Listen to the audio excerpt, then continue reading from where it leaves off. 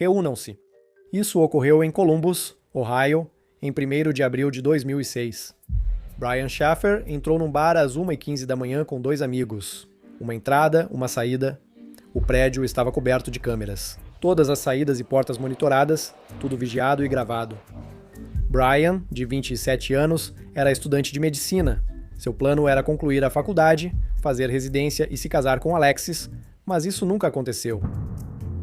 Em um prédio cheio de câmeras, cercado por 200 testemunhas, numa sala com entrada e saída únicas, Brian Shaffer desapareceu.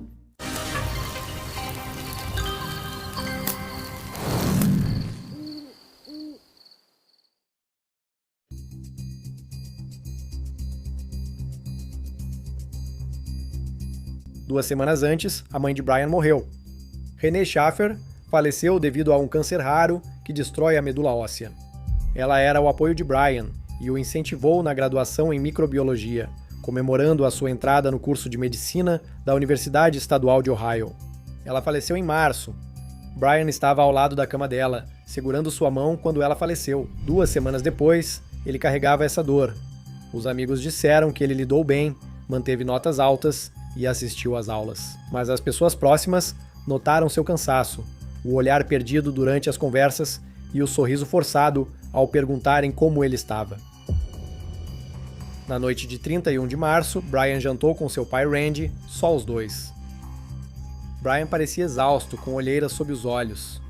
Randy pensou que seu filho deveria descansar em vez de sair, mas não falou nada. Ele lamentaria esse silêncio para sempre. Após o jantar, Brian ligou para Alexis Wagoner, sua namorada há 2 anos e também estudante de medicina, que tinha chegado em casa, em Toledo, para visitar os pais. Brian perguntou a Alexis se ainda iriam para Miami. Ela disse que mal podia esperar. Brian estava animado com 3 dias em South Beach e planejava surpreendê-la com um pedido de casamento. O anel já estava escolhido. Ele disse que haveria na segunda e depois ligou para Clint Florence, seu colega de quarto e amigo próximo. Hora de celebrar o começo das férias de primavera.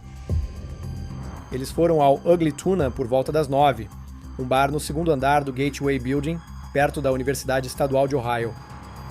Eles pediram uma rodada e foram de bar em bar pelo distrito da Arena e Short North.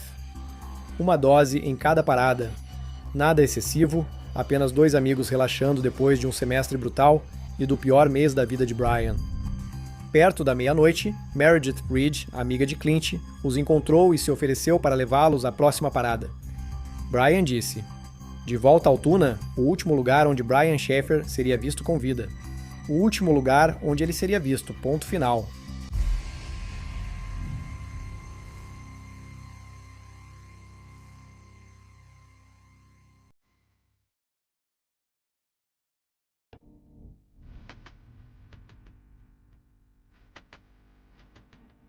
A câmera de segurança os gravou às 1h15 da manhã.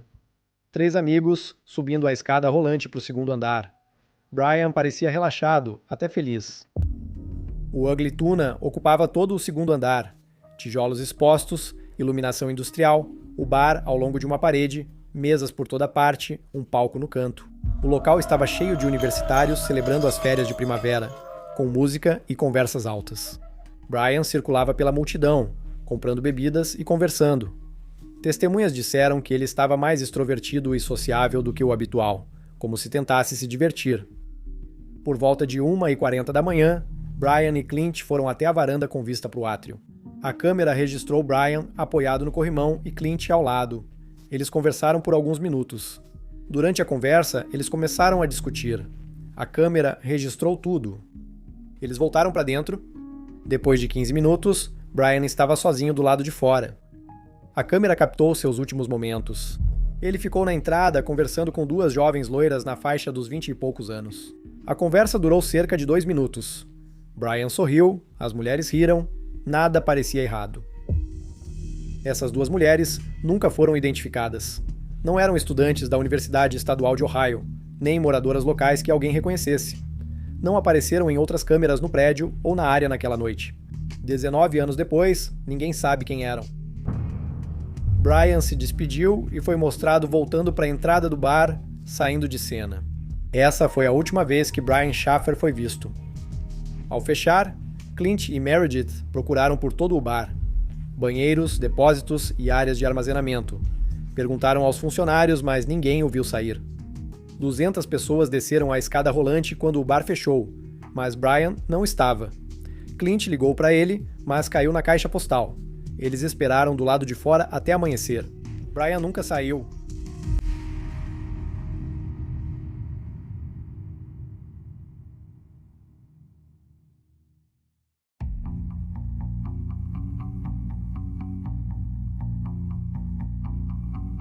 A polícia revisou cada segundo das imagens de segurança, cada câmera, cada ângulo.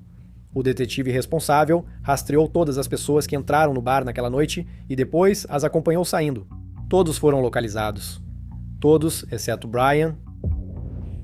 O detetive disse aos repórteres: "Posso afirmar com 100% de certeza que Brian Shaffer não saiu pela escada rolante. O elevador de serviço só podia ser usado por funcionários com cartão de acesso. Funcionários foram filmados no elevador à noite, mas nenhum parecia com Brian. Mas a saída dos fundos era mais complicada do que parecia. Uma porta de serviço próxima ao último local de Brian levava a um corredor no primeiro andar ligado a uma área de construção ativa, com saída externa. Os policiais afirmaram ser quase impossível atravessar esse caminho bêbado, mas as câmeras da rota não eram fixas. Uma delas girava de um lado para o outro em um ciclo, a outra era operada manualmente. Havia algumas brechas, suficientes para alguém passar despercebido. Era a única brecha numa caixa selada, e ninguém pode provar que Brian passou por ela. Nenhuma testemunha viu alguém usar a saída. Ninguém viu ninguém no canteiro de obras, mas a brecha existia. Em um caso que parece impossível, cada detalhe importa. A polícia checou câmeras de 3 outros bares próximos, mas nenhuma registrou Brian's. Para onde quer que ele tenha ido depois de sair do alcance da câmera no Tuna, nenhuma outra câmera o flagrou. Cães farejadores seguiram o cheiro de Brian da rua até a escada rolante e a entrada do bar. Os cães circularam perto da porta e sentaram-se. O rastro parou, como se Brian estivesse ali num minuto e no seguinte tivesse sumido. A polícia formou grupos de busca. Voluntários vasculharam o campus, obras, prédios abandonados e também procuraram no rio Olentangy, próximo ao campus em Columbus. Eles conseguiram deixá-los procurar no sistema de esgoto, nas caçambas de lixo, num raio de quilômetros. O apartamento de Brian ficava a 6 quarteirões do bar, com o carro estacionado fora. Tudo estava em ordem, roupas no armário, livros na escrivaninha. Independente do que Brian tivesse planejando, ele pretendia voltar para casa. O telefone dele caía na caixa postal. Não tinha GPS em 2006, então não tem como rastreá-lo. Ele tinha a carteira, mas não usou os cartões nem mexeu na conta bancária. Nenhuma atividade registrada. Na manhã de segunda-feira, o anel de noivado de Alexis ainda estava no apartamento dele. Ela esperou no aeroporto, mas Brian não apareceu e o voo para Miami partiu sem ele.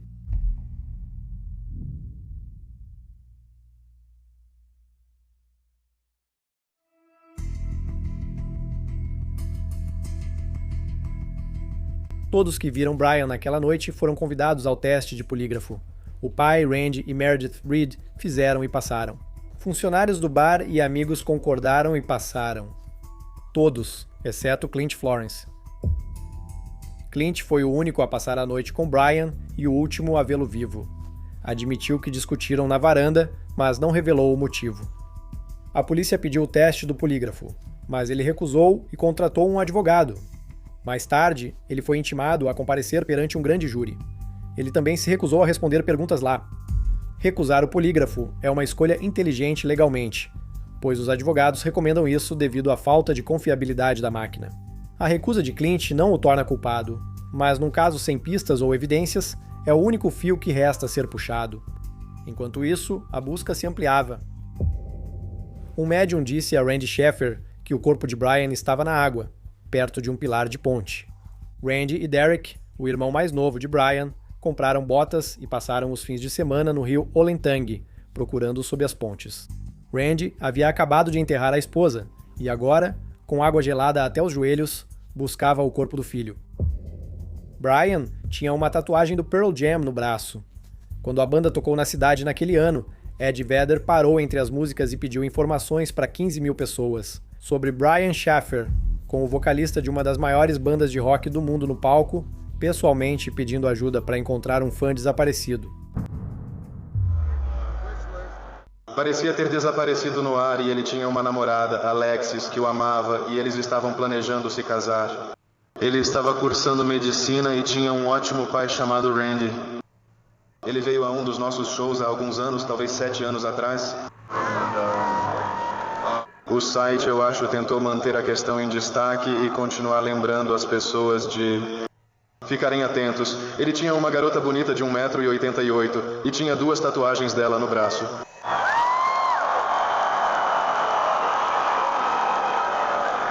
Então, os fãs tentaram manter a questão em evidência, mas sem sucesso, então a gente estava ali atrás tentando decidir o que tocar e só queremos dedicar essa música a ele e deixar claro, onde quer que ele esteja, que pensamos nele.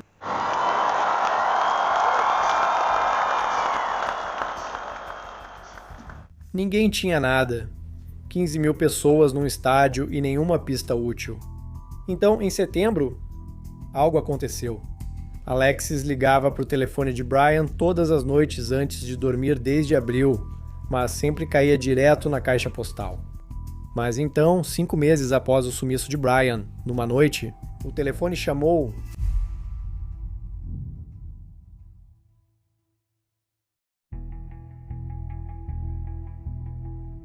Pela primeira vez em meses, o celular de Brian Shaffer tocou, mas ninguém atendeu. A Singular, operadora de Brian, afirmou que provavelmente foi só uma falha, mas um sinal do telefone foi detectado em uma torre de celular em Hilliard, Ohio, a 22 quilômetros a noroeste de Columbus. Algo ativou aquele telefone. A pista nunca foi explicada. O telefone silenciou de vez, sem mais sinal para outras torres. Investigadores analisaram a chamada teoria do Smiley Face Killer. Alguns acreditam que o serial killer mirava em homens jovens bêbados, em idade universitária no meio oeste, jogando seus corpos em rios. Homens jovens com o perfil de Brian apareceram mortos em cursos d'água em vários estados. A polícia e o FBI investigaram. Ambos rejeitaram qualquer ligação. Se o Smiley Face Killer existisse, embora a maioria das autoridades negue, Brian seria a única vítima cujo corpo jamais foi achado. Depois, houve relatos de possíveis avistamentos em Michigan, Texas e Suécia. Um homem parecido com Brian foi visto num bar no Caribe e outro numa estação de ônibus no sudoeste. A polícia investigou cada um deles, enviou agentes, comparou fotos, verificou registros, não deu em nada. Randy Shaffer viajou a Columbus todo fim de semana por 2 anos. Caminhou ao redor do Gateway Building, distribuiu panfletos, vasculhou o rio, contratou investigadores e gastou tudo o que tinha. Em 2008, 2 anos após o desaparecimento de Brian, Randy morreu num acidente estranho quando um galho caiu sobre ele. Derek Shaffer, o irmão mais novo de Brian, herdou tudo sozinho. A busca, as perguntas, o peso de uma família que deixou de existir, um membro de cada vez. Uma mãe, um irmão, um pai. 3 pessoas se foram em 2 anos. Derek continuou procurando. Ele ainda continua. Após a morte de Randy, o advogado de Clint Florence enviou uma carta a um investigador particular do caso. Na carta, ele escreveu: "Se Brian está vivo, como fui levado a crer após falar com o detetive, então é Brian, não Clint, quem está causando dor e sofrimento à sua família." O detetive do caso achava que Brian estava vivo. Em 2020, o escritório do Procurador-Geral de Ohio envelheceu digitalmente a foto de Brian para mostrar como ele estaria na faixa dos 40 e poucos anos. O Dateline e o America's Most Wanted cobriram o caso. A internet nunca deixou isso de lado. Há um subreddit só para achá-lo. Todo 1º de abril, as pessoas postam sua foto e repetem a mesma pergunta. Onde está Brian Shaffer? Ele teria 46 anos hoje. 19 anos se passaram. O telefone dele nunca mais registrou sinal em outra torre. Os cartões de crédito dele nunca foram usados. O número do seguro social dele nunca apareceu em nenhum banco de dados. Sem registros hospitalares, sem boletins de ocorrência, sem certidão de óbito. O corpo dele não foi encontrado. O Ugly Tuna fechou há anos. O prédio segue na North High Street, sem câmeras. Novos negócios ocupam o local, mas a escada rolante ainda funciona. Mas, em algum momento desses segundos finais, numa janela estreita entre os ângulos das câmeras, Entre um quadro e outro, um estudante de medicina de 27 anos desapareceu. As imagens seguem arquivadas como prova pela polícia. Quadro a quadro, segundo a segundo, as câmeras mostram que Brian Shaffer entrou no prédio. Elas também provam que, de alguma forma, ele nunca saiu.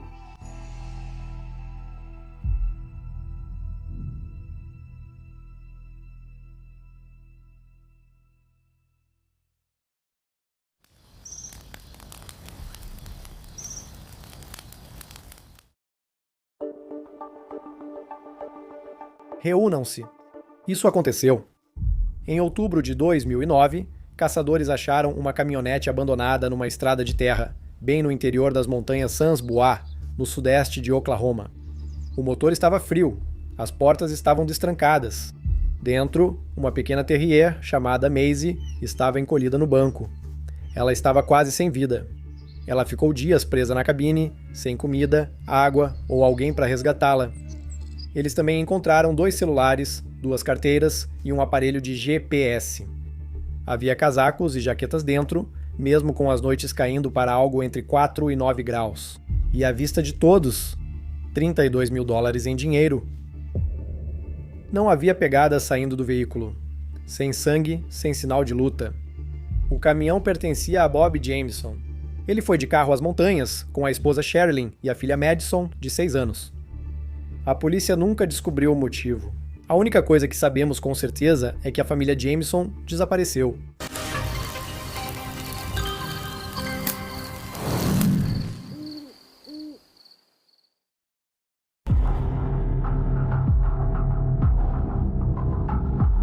Bob e Sherilyn Jameson viviam em Eufaula, uma cidade pacata às margens do lago Eufaula, sudeste de Oklahoma. Bob, de 44 anos, sofria de dores crônicas nas costas após um grave acidente de carro e vivia de uma indenização por invalidez. Sherilyn tinha 40 anos. Ela sofria de transtorno bipolar há anos. Eles brigavam, eles lutavam, mas tinham uma filha, Madison, e planejaram sair dali.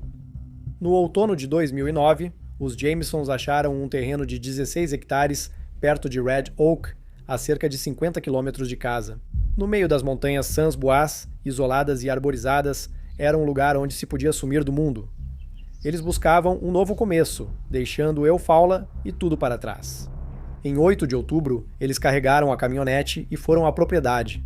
Madison foi atrás com sua cachorra Maisie. Esse foi o último dia em que foram vistos vivos. Caçadores encontraram a caminhonete dias depois e avisaram ao xerife do condado de Latimer. Ao chegarem, os policiais logo notaram o cachorro. Maisie estava desidratada, fraca, mas viva. Eles também notaram o dinheiro, cerca de $32 mil em espécie, à vista de todos. Ninguém tocou. Os pertences da família também contavam uma história estranha. Os documentos deles ainda estavam na caminhonete. Os celulares também. Os casacos ainda estavam na caminhonete. As noites de outubro em Sans Bois eram frias. Os Jamesons saíram após estacionar sem identificação, comunicação, dinheiro ou roupas adequadas para o clima, não levaram nada.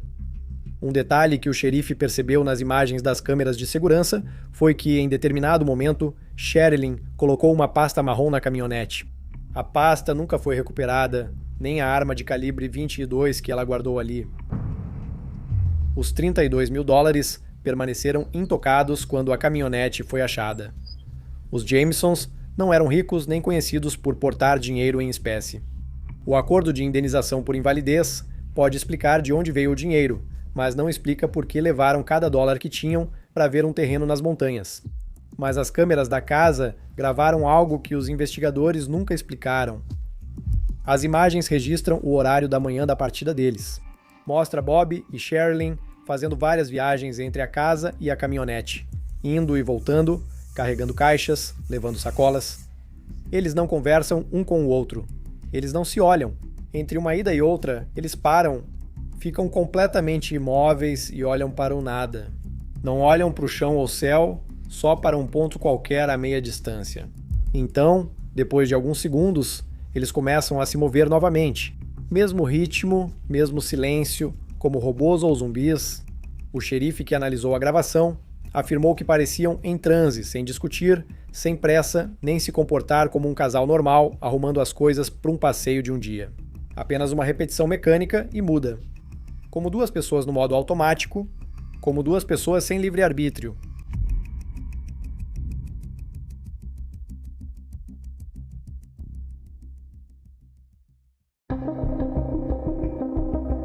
Os Jamesons já tinham problemas antes de sumirem. Cada camada, revelada pelos investigadores, mostrava algo mais sombrio. Bob enfrentava uma dura batalha judicial contra seu pai, Bob Dean Jameson. Em 2008, Bob entrou com uma ordem de restrição, alegando que seu pai tentou atropelá-lo com um carro. A petição de Bob descrevia seu pai como um homem muito perigoso. Ele o acusou de envolvimento com metanfetamina e crimes. Ele disse que seu pai ameaçou matar ele, sua esposa e sua filha. E ainda havia a questão dos espíritos. Bob e Sherilyn visitaram o pastor separadamente e contaram a mesma coisa. Algo vivia na casa deles. Espíritos. Entidades que viam, mas não conseguiam afastar. Bob contou ao pastor que tinha saído e comprado um exemplar da Bíblia Satânica. Ele disse que não era para adorar nada, mas sim buscar instruções para expulsar os espíritos da casa. Ele perguntou se ele sabia onde comprar balas especiais para atirar nas entidades e tirá-las do telhado. O pastor não soube o que dizer sobre isso. Ninguém soube. Um faz-tudo hospedado com a família antes do desaparecimento tinha vínculos com grupos supremacistas brancos. Após o desaparecimento dos Jameson, os investigadores o analisaram e entrevistaram várias vezes, mas não conseguiram ligá-lo ao caso. Na propriedade, havia um grande container de metal, onde a família moraria enquanto construía no novo terreno. Sherilyn havia escrito com spray nas laterais do container. Uma mensagem dizia: bruxas não gostam quando matam seus gatos. Vizinhos e polícia não sabiam o que pensar. No caminhão abandonado havia uma carta de 11 páginas de Sherilyn para Bob, escrita à mão e repleta de raiva. Ela o chamou de eremita, disse sentir ressentimento e que não precisava dele. Amigos que leram depois disseram que não era carta de despedida, mas algo raivoso e cru, escrito às 3 da manhã, quando você está de saco cheio. E então havia a última foto. A foto estava no celular do Bob, tirada no dia do desaparecimento. A imagem mostra Madison, de 6 anos, parada sozinha na floresta, sem sorrir, sem chorar, apenas perfeitamente parada e imóvel entre as árvores, olhando diretamente para a câmera com uma expressão vazia e oca, como se estivesse esperando algo acontecer. Ninguém sabe quem tirou aquela foto. Ela estava no celular do Bob, mas ele e Sherilyn não aparecem. Madison está sozinha, com árvores atrás e terra aos pés. E quem quer que estivesse segurando aquele celular foi a última pessoa a ver aquela garotinha com vida.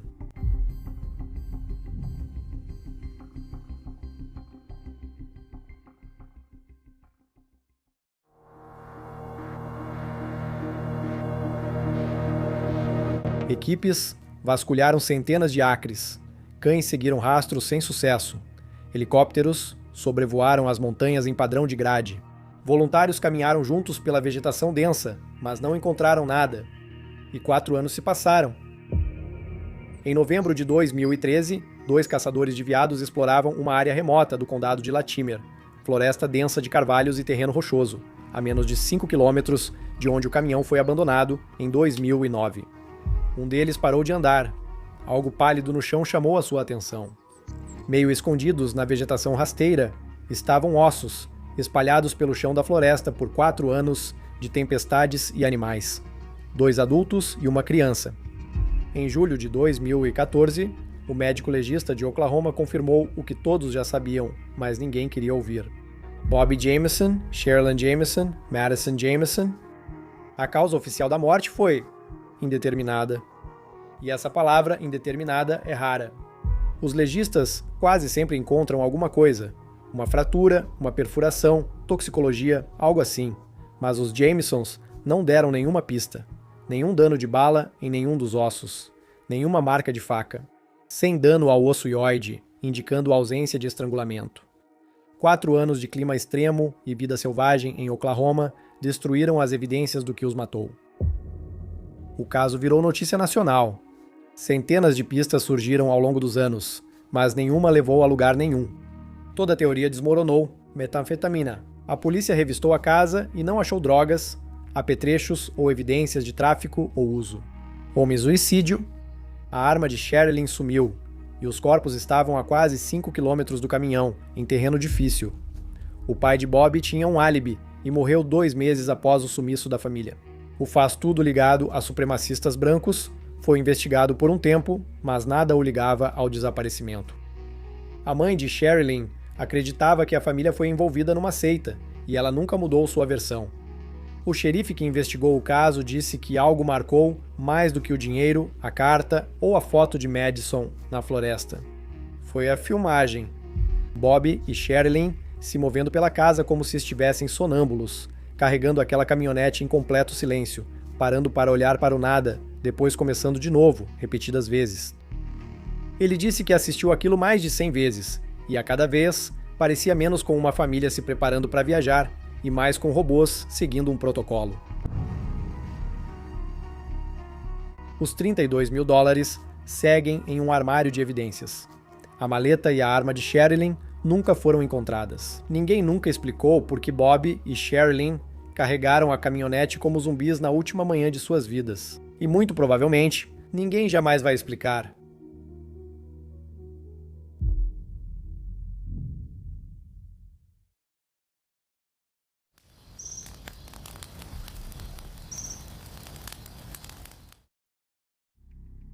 Reúnam-se, isso aconteceu.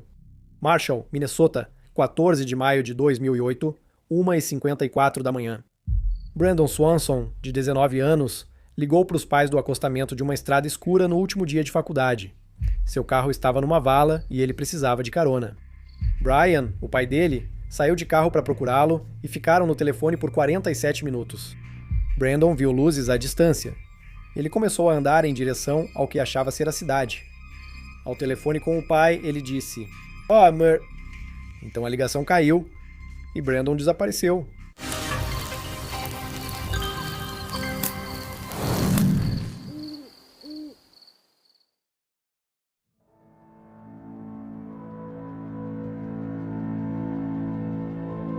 Brandon contou aos pais que teve um acidente perto de Lind, cidade a 11 quilômetros de Marshall. Foi lá que o pai dele procurou, subindo e descendo as estradas atrás de um Chevy Lumina, cinza em uma vala, e do filho andando pela estrada. Mas ele não encontrou nada. Às 6h30 da manhã, os Swansons registraram o desaparecimento de Brandon. O policial não se preocupou. Jovem, último dia de aula, saiu para beber e devia estar dormindo em algum lugar para se recuperar. Um policial disse a Annette Swanson que o filho dela tinha o direito de sumir. Ela não aceitou, insistiu e exigiu que verificassem os registros do celular. Os registros mostraram outra história. A última ligação de Brandon não usou uma torre perto de Lind, mas sim próxima a Porter, 40 quilômetros na direção oposta. Brandon estava totalmente enganado sobre a sua localização, achando que estava a 11 quilômetros de casa. Ele estava a quase 50 quilômetros numa estrada de cascalho entre terras agrícolas, cercado por campos e escuridão, sem postes de luz, sem casas, nada além de terreno plano e céu em todas as direções. O condado de Yellow Medicine fica no sudoeste de Minnesota. É uma terra de pradaria, o tipo de lugar onde você pode ver os faróis de um carro a 10 milhas de distância numa noite clara. Em maio, o milho ainda não brotou. Os campos são só terra e restolho. Não há nada atrás do que se esconder. Não há em que cair. Não há nada que pudesse engolir uma pessoa inteira. A polícia achou o carro dele naquela tarde, parado numa ladeira perto de uma ponte numa estrada rural. As portas estavam abertas e as chaves haviam sumido. Brandon saiu andando levando as chaves. A cidade mais próxima era Porter, população de 178 pessoas, mas Brandon nunca foi até lá. Pense nisso. Brandon cresceu em Marshall e sempre dirigiu nessas estradas. Depois que seu carro caiu na vala, ele achava que estava perto de Lind, cidade que conhecia. Ele não reconhecia nada ao seu redor, porque não havia nada para reconhecer. Apenas cascalho, escuridão e a linha plana do horizonte. E é aqui que a coisa fica estranha. As luzes que Brandon viu de longe, para onde caminhou, eram provavelmente um farol vermelho em um silo de grãos em Taunton, uma luz no topo de uma estrutura alta, visível por quilômetros na pradaria. De longe, na escuridão, parecia uma cidade e transmitia segurança. Não era. Entre Brandon e aquela luz, havia 3 milhas de terras agrícolas abertas, o rio Yellow Medicine e nada mais. Sem estradas levando para onde ele estava indo, sem construções, apenas terra preta sob um céu completamente escuro. Brandon caminhou noite adentro com o telefone no ouvido, achando que seguia para a civilização, mas ia para quilômetros de campos vazios. Então Brandon xingou ao telefone. Então a ligação caiu.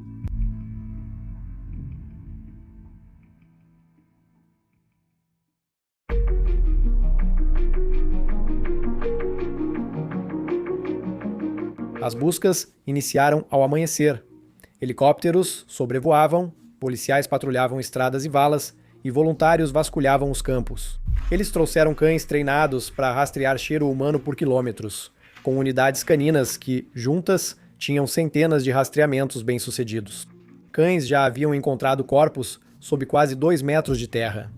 Eles seguiram o rastro de Brandon perto do carro dele, a oeste-noroeste, por estradas rurais, 3 milhas no escuro, passando por arame farpado e valas, até uma fazenda abandonada, prédios escuros, portas abertas, desabitada há anos. Depois, o rastro virou ao sul e seguiu o rio Yellow Medicine, um curso raso que corta terras agrícolas, com margens lamacentas e vegetação densa dos dois lados.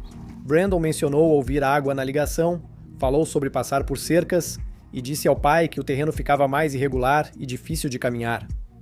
Os detalhes coincidiam. Os condutores esperavam que o rastro acabasse na margem do rio, confirmando que Brandon caiu e se afogou. Mas os cães continuaram. Eles cruzaram o rio Yellow Medicine, com água na cintura em alguns trechos e correnteza forte empurrando suas pernas. Os cães pegaram o cheiro na margem oposta. Brandon havia atravessado o rio no escuro. Ele não caiu. Ele não se afogou. Ele conseguiu chegar ao outro lado e continuou andando. Os cães seguiram ao norte por uma estrada de cascalho até a divisa do condado de Yellow Medicine, onde o rastro terminou. Não foi no rio, nem em um corpo. Parou no meio do nada. Campo aberto, sem construções, sem pontos de referência, como se Brandon tivesse sido tirado da face da terra. As buscas seguiram por anos, sempre na primavera, após o derretimento da neve, quando o solo descongelava e os rios ficavam rasos para atravessar a pé. Todo outono, após a colheita, os campos cortados deixavam o chão visível por quilômetros. Voluntários marchavam em fileiras pela pradaria, cobrindo 122 milhas quadradas e percorrendo todo o rio. Eles drenaram lagoas e vasculharam prédios de fazendas abandonadas, como celeiros com telhados caídos, depósitos subterrâneos para armazenar raízes alagados e silos de grãos fechados há décadas. Nada. Nenhum corpo, nenhuma roupa, nenhum telefone, nenhuma chave, nenhum único fio. Brandon Swanson entrou na escuridão naquela noite e desapareceu.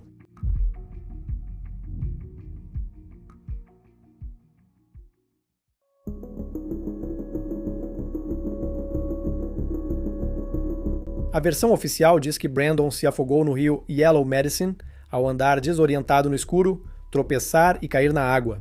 Essa é a explicação mais simples. As evidências não confirmam essa versão. Os cães farejadores rastrearam o cheiro dele pelo rio até a outra margem, não para dentro. Se Brandon tivesse se afogado, o rastro acabaria na margem, mas continuou. Os cães seguiram o cheiro dele pela margem oposta, em direção ao norte. O pai dele conversou com ele por 47 minutos. Brian Swanson afirma que o filho não parecia bêbado ou confuso, mas sim ele mesmo. Frustrado com o carro, ansioso para voltar para casa, mas coerente. Ele se guiava por pontos de referência e tomava decisões, não andava às cegas à noite. E então, vêm as palavras finais. Ah, Mer. Agora ouça o que essa frase é e não é. Não foi um grito, não foi um pedido de socorro. Foi surpresa. É o tipo de coisa que você diz quando vê algo inesperado. Brandon viu algo na escuridão. Ele reagiu e então desapareceu. Crime nunca foi descartado. A área é remota. Quilômetros de terras agrícolas vazias, estradas isoladas, propriedades abandonadas. Alguém poderia estar lá fora, visto os faróis dele da estrada, presenciado o acidente e seguido ele a pé pelos campos. Às 2:30 da manhã, na escuridão, você não veria nem ouviria eles chegando por causa do vento. Mas não há evidências disso. Sem testemunhas, suspeitos, motivo, DNA, rastro de pneu ou sinal de luta, só um rastro que termina no meio do nada. Os pais de Brandon nunca se mudaram.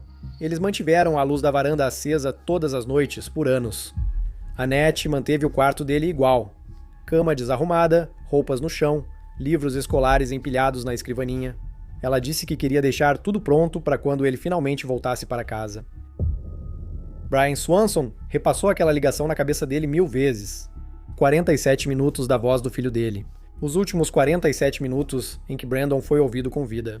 Ele disse aos repórteres que o mais difícil não foi o silêncio após o palavrão, mas sim os 47 minutos anteriores. A normalidade, a frustração comum de um garoto cujo carro saiu da estrada. Pai e filho conversam como se fosse só mais uma noite, como se tudo fosse ficar bem.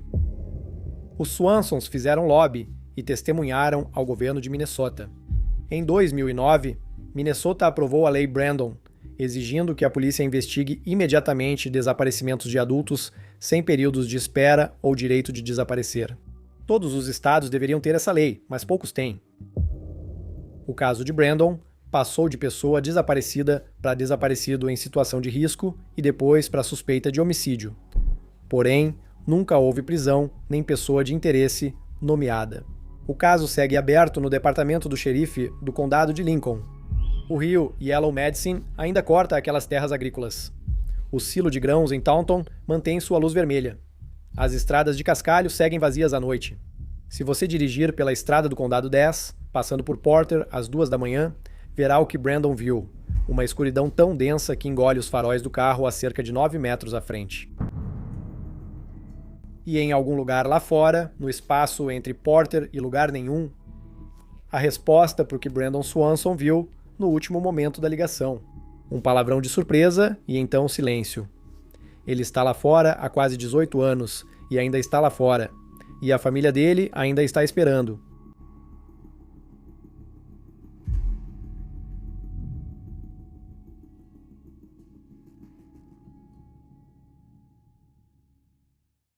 Obrigado por estar aqui hoje.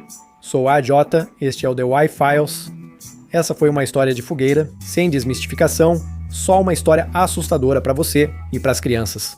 E essa é verdadeira e não resolvida. Se você se divertiu, eu agradeceria se você pudesse curtir, se inscrever, comentar e compartilhar. Isso ajuda muito. Como muitos temas aqui, o de hoje foi sugestão de vocês. Se quiser ver alguma história, acesse thewhyfiles.com/tips ou envie um e-mail. Queremos contá-la. Se quiser ouvir uma dessas histórias de acampamento num episódio completo, eu gostaria de contar algumas, então me avise. The Why Files também é podcast. Você pode nos levar para onde quiser. Eu publico análises profundas das histórias que cobrimos no canal. Também publico episódios que não seriam permitidos aqui. O podcast se chama The Why Files Operation Podcast e está disponível em todos os lugares. E se você estiver ouvindo em uma plataforma de áudio, faz um favor para mim. Clica no joinha, no curtir, no seguir, ou seja lá qual for o botão. Isso realmente ajuda. Agora, se você precisa de mais The Why Files na sua vida, dá uma olhada no nosso Discord.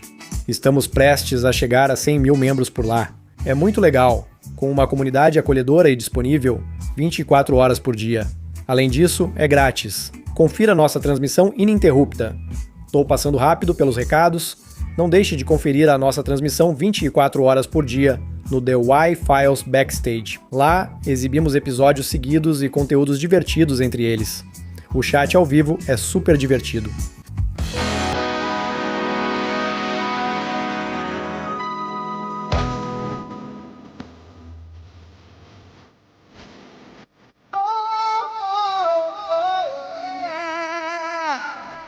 I play Philippians and Area 51. A secret code inside the Bible said I would. I love my UFOs and paranormal fun, as well as music, so I'm singing it like I should.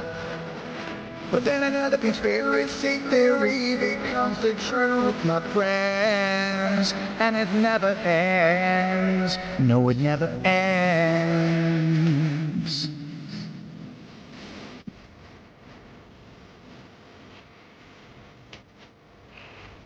I feel the crap get out, got stuck inside Mel's hole with MK Ultra. I'll be the only true aware.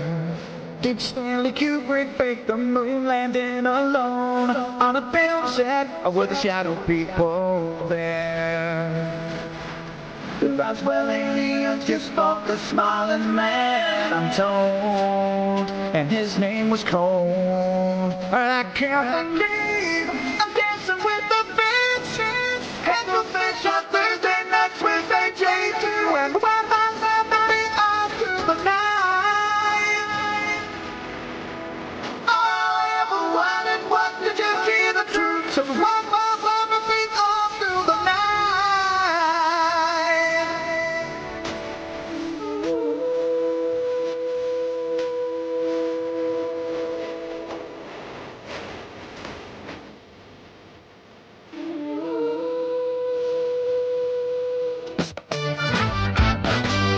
The Mothman sightings and the solar storm still come to Uganda, the secret city underground. Mysterious number stations, planets circle to Project Stardate, and what the Dark Watchers found. In a simulation, don't you worry though. The Black Knight satellite told me so. I can't believe I'm dancing with the fishes. And the fish on Thursday nights with AJ2, and when I'm somebody off through the night. All I ever wanted was to just hear the truth. So